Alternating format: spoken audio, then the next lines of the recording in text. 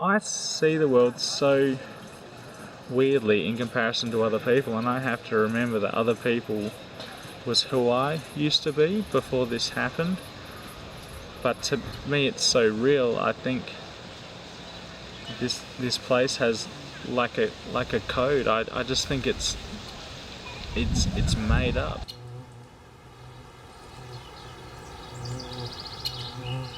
My story to do with UFOs and aliens, I've had maybe 6 or 7 major experiences.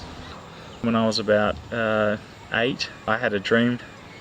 Absolutely everyone in my house was asleep, and I hopped out of my room and went to my front door. I undid the deadbolt with the key and unlocked the door, and there's 3 small grey guys at the door, and I kind of realised what was happening, ran to my room, shut the door, because they're only about 3 foot tall or whatever and really skinny. I could hold the door against them, and I turned around, and at my window there was another 5 of them at the window just zoning on me, and then everything went black.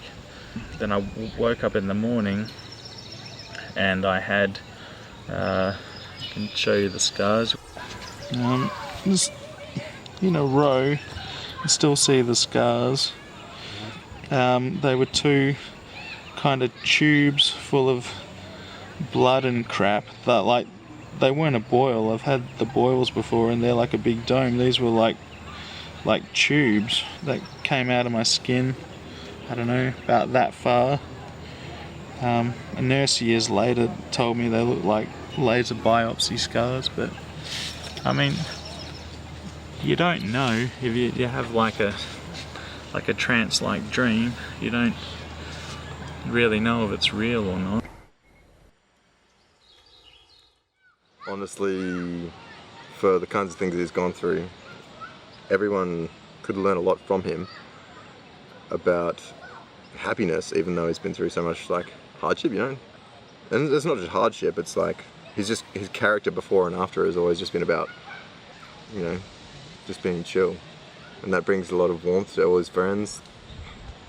That's how I would describe Ben.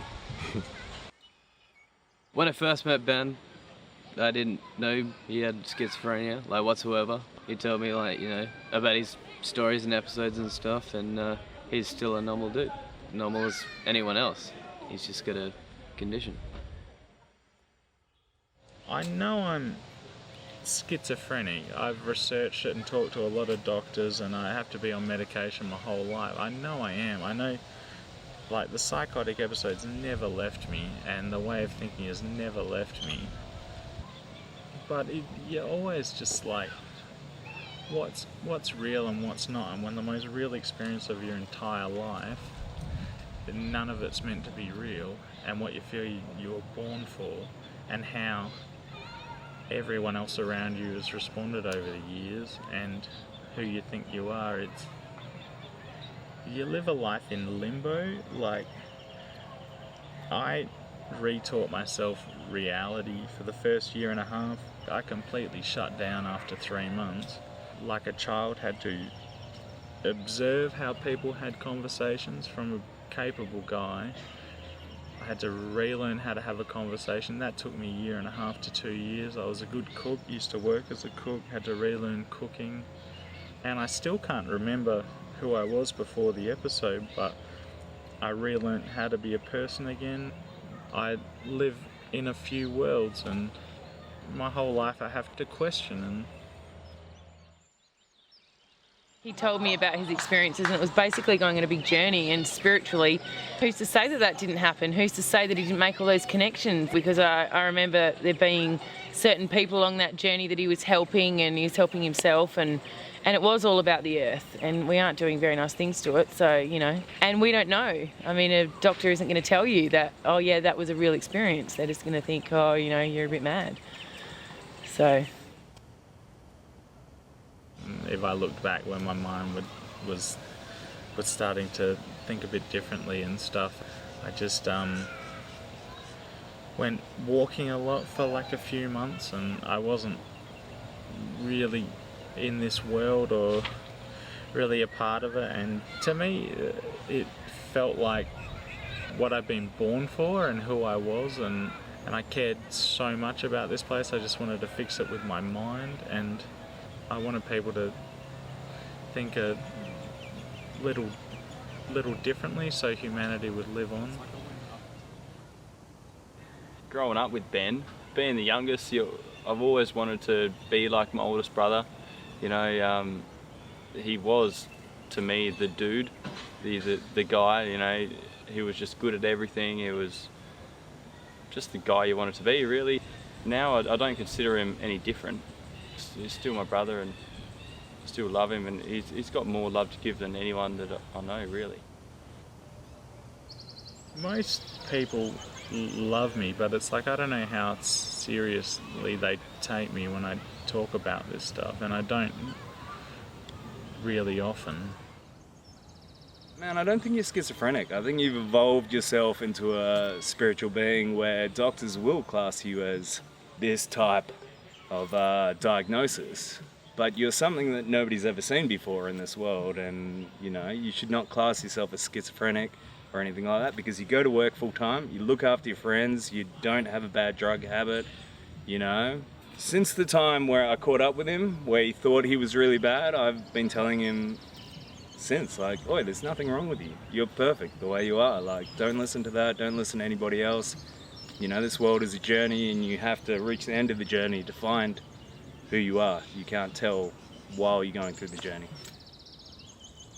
A moment for Ben was meeting a whole bunch of people that he'd never met before, and started talking about his condition, but just as part of conversation. That to me seems like, oh, why would you open up like that in front of random people? But it just blew me away that everyone was just like, oh, well, I've got this and I've got that, and like all of a sudden in a group of strangers they're all talking about their mental conditions. The fact that he's so open with everyone that he meets is sort of refreshing and sort of brings out the best in people. Yeah. I hate the word because it's cheesy, but I'm empathic. Like I can look at people and understand them quite well, because I've been